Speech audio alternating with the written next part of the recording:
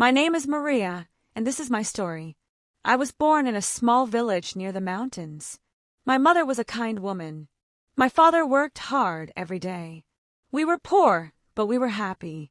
When I was a little girl, I loved to watch people. I sat by the window and looked at our neighbors. Mrs. Chen always smiled, but her eyes looked sad.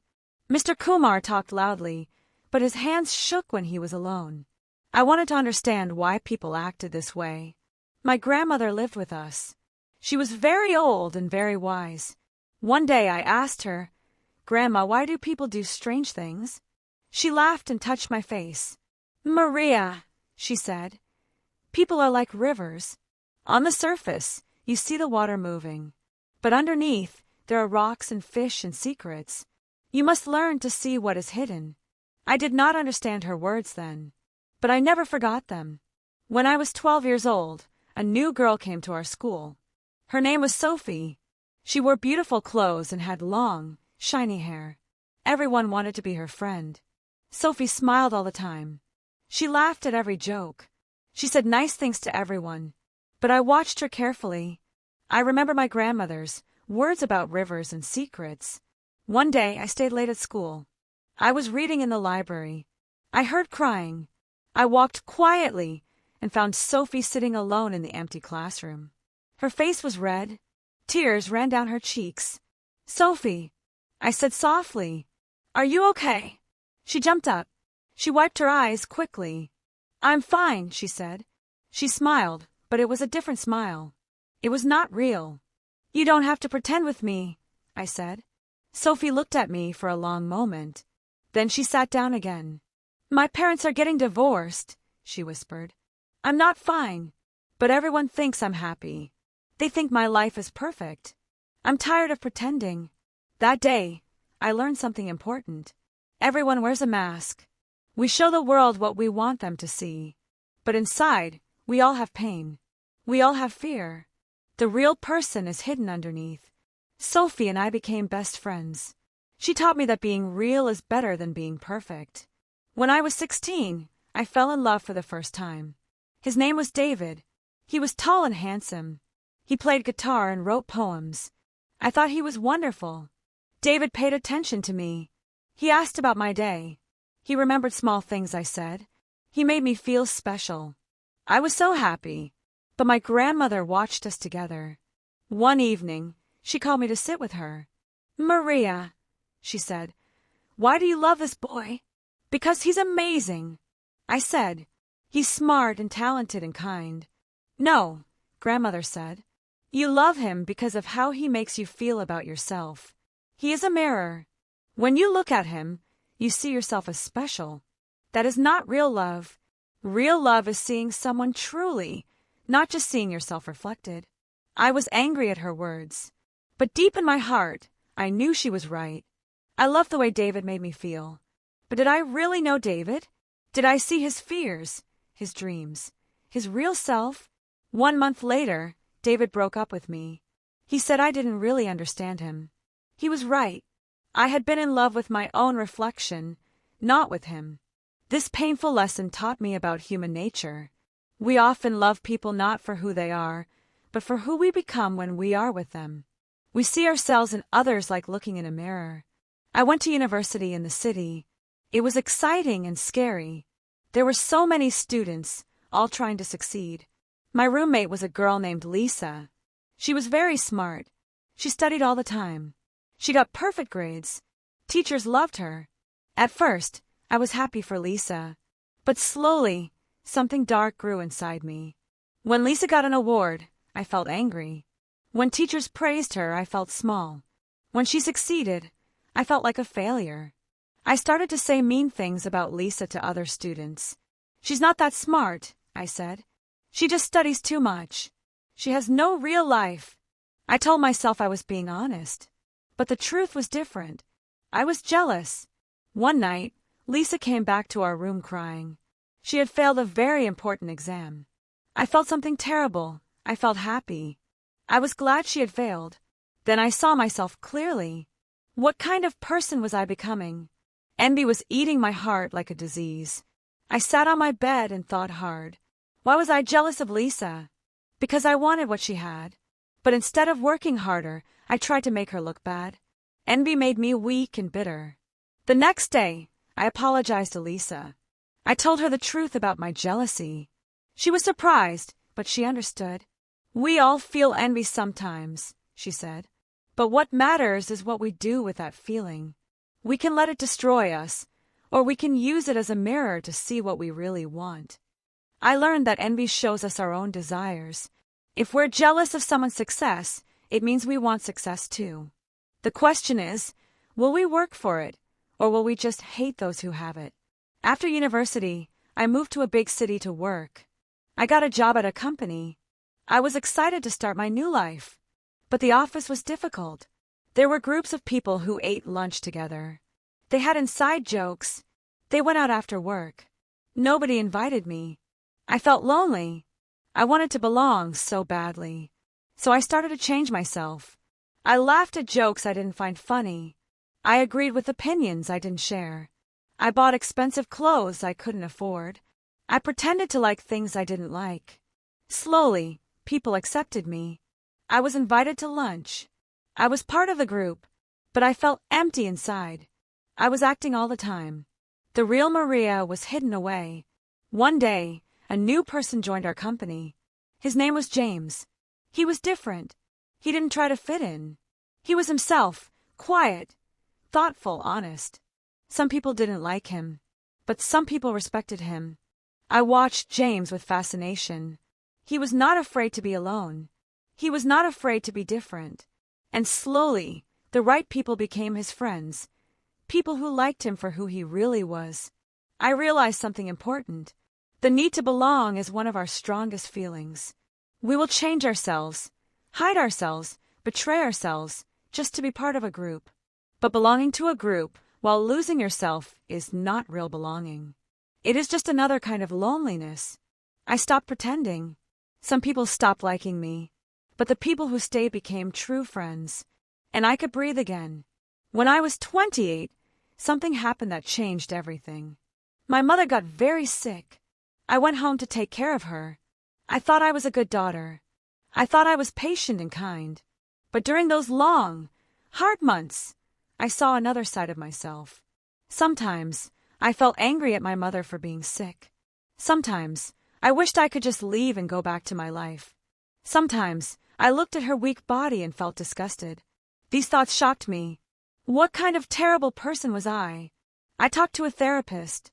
She said something that surprised me. Everyone has a shadow self, she explained. It's the part of us we don't want to see. It's all our dark thoughts, selfish desires, and ugly feelings. We push these things down and pretend they don't exist. But they're always there. So I'm a bad person? I asked. No, she said gently. You're a human person. Having dark thoughts doesn't make you bad. Everyone has them. What matters is what you do with them. You can pretend they don't exist and let them control you secretly. Or you can see them, accept them, and choose not to act on them. This was hard to understand. But slowly, I learned to accept my shadow self. Yes, sometimes I felt angry and resentful. But I still chose to be kind to my mother. Yes, sometimes I had selfish thoughts. But I still chose to care for her. Understanding my shadow self made me more honest. And strangely, it made me more compassionate. If I have darkness inside me, then everyone does. We are all fighting battles with our own shadows. My mother recovered slowly, and I became a more complete person, someone who knew both her light and her darkness. My mother got better, and I returned to the city. But I was different now. I saw the world with new eyes. I noticed how everyone has a story about their life. We tell ourselves stories about who we are, why things happen, and what everything means. My coworker Anna believed she was unlucky. Bad things always happen to me, she said. And she was right. Bad things did happen to her. But I noticed something. Anna made choices that created bad luck. She was always late, so she missed opportunities. She didn't prepare, so she failed. Her story of being unlucky became true because she believed it. My friend Marcus believed people were against him. Nobody likes me, he said. People always treat me badly. But Marcus was defensive and angry. He expected people to be mean, so he was mean first. His story made people actually dislike him. I looked at my own story. What did I believe about myself? I realized I had a story too. I'm not good enough. This story was old. It started when I was a child, and I had been living according to this story for years. I saw how powerful our stories are. They shape our actions. Our actions shape our reality. Our reality confirms our story. It's a circle that keeps repeating. But here's the important thing. We can change our story. If Anna changed her story to "I create my own luck," she would make different choices. If Marcus changed his story to "People respond to how I treat them," he would act differently. I decided to change my story. Instead of "I'm not good enough," I chose a new story. I'm learning and growing every day. This small change transformed my life. I tried new things. I took risks. I failed sometimes, but I saw failure as learning, not as proof that I wasn't good enough. The stories we tell ourselves become our reality. Choose your story carefully. When I was 30, I lost my job. The company closed suddenly. I was shocked and scared. I had bills to pay. I had rent to pay. I had no savings. For days I cried and worried. This was the worst thing that ever happened to me. But then something strange occurred. I had no choice but to change. I had to try new things. I had to be brave because I had nothing to lose. I started my own small business. I taught English online to students in other countries. It was hard at first. I made mistakes, but slowly the business grew. 1 year later, I was making more money than before. But more importantly, I was happier. I loved my work. I had freedom. I was my own boss. I looked back at losing my job. It felt like a disaster then. But now I saw it differently. It was a gift. It was a crisis that forced me to grow. I learned that we often need crisis to change. When life is comfortable, we stay the same. We don't take risks. We don't try new things. But when crisis comes, when we lose something or face a challenge, we have to change. And that's when we discover who we really are and what we can really do. Crisis is painful, but it's also opportunity. Every ending is a beginning. Every loss makes space for something new. Don't fear crisis. It's life's way of pushing you to grow. My business was successful. I had money. I had freedom. I should have been happy. But I wasn't. I was always worried about the future. What if the business failed? What if I got sick? What if something bad happened? I spent all my time planning, preparing, protecting. I was also stuck in the past. I remembered all my mistakes. I felt regret about David, guilt about my mother, shame about my jealousy. I was living everywhere except the present moment. One day, I met an old man in the park. He was feeding birds. He looked peaceful and happy. We started talking. "You seem worried," he said to me. "I have a lot on my mind," I replied. "The past is gone," he said simply. "The future hasn't come. All you have is now. This moment, this breath, these birds, this sunshine. If you miss now because you're thinking about then, you miss your whole life." His words were simple, but they hit me like lightning. I started to practice being present. When I ate, I focused on the taste. When I walked, I felt my feet on the ground. When I talked to someone, I really listened instead of thinking about what to say next. It was hard at first. My mind wanted to jump to the past or future. But slowly I got better. And something wonderful happened. When I was fully present, anxiety disappeared. Worry only exists when we think about the future. Regret only exists when we think about the past. In the actual present moment, right now, everything is usually okay. Life happens now. Not yesterday. Not tomorrow. Now. This moment is all we ever really have. I am 35 years old now. I still live in the city. I still teach English online. I still have challenges and struggles. But I understand human nature better now. I understand myself better. I know that everyone wears masks, and that's okay. We all need protection sometimes. But real connection happens when we take the masks off. I know that we see ourselves reflected in others. Love is learning to see the real person, not just your reflection. I know that envy is natural. It shows us what we desire. We can use it as information, not as poison. I know that we all need to belong. But we must belong as ourselves, not as who we pretend to be. I know that everyone has a shadow self, dark thoughts and ugly feelings. Accepting this makes us more honest and compassionate. I know that the stories we tell ourselves shape our lives. We can change our stories and change our reality. I know that crisis is often a gift in disguise. It forces us to grow and change. I know that life only happens in the present moment. The past is memory. The future is imagination. Now is all we have. These are the laws of human nature. We are all the same in these ways. We all struggle with the same challenges. We all have the same fears and desires. Understanding these laws doesn't make life easy, but it makes life clearer. It makes people less confusing. It makes forgiveness easier. It makes love deeper. Last week, I saw Sophie again. We hadn't talked in years. She has 2 children now. She still smiles, but now the smile is real. She's not pretending anymore. "Remember when we were young?" she asked. "You were the only person who saw the real me." "I was learning to see," I said. "I'm still learning." We all are. Every day is a chance to understand ourselves and each other better. Every person we meet is a teacher. Every challenge is a lesson. My grandmother died 2 years ago.